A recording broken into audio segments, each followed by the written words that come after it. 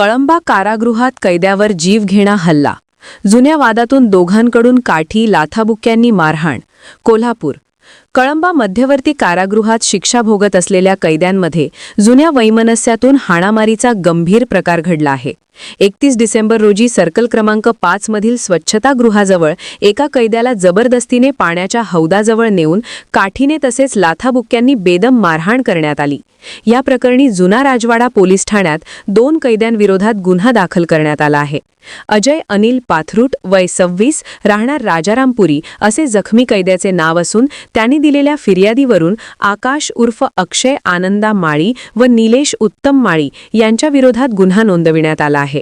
पोलिसांनी दिलेल्या माहितीनुसार बुधवारी दुपारी सुमारे 4च्या सुमारास अजय पाथरूट हा सर्कल क्रमांक 5 बराक क्रमांक 1 येथील स्वच्छतागृहाजवळ उभा असताना आरोपी कैद्यांनी त्याला जबरदस्तीने पाण्याच्या हौदाजवळ नेले.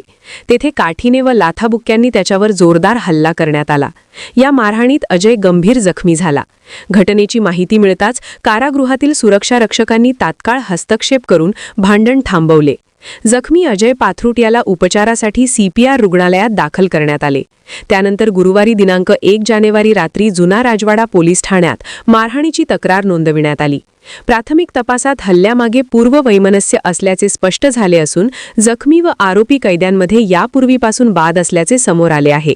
कारागृहात एकत्र आल्यानंतर संधी साधून हा हल्ला केल्याचे तपासात निष्पन्न झाले आहे.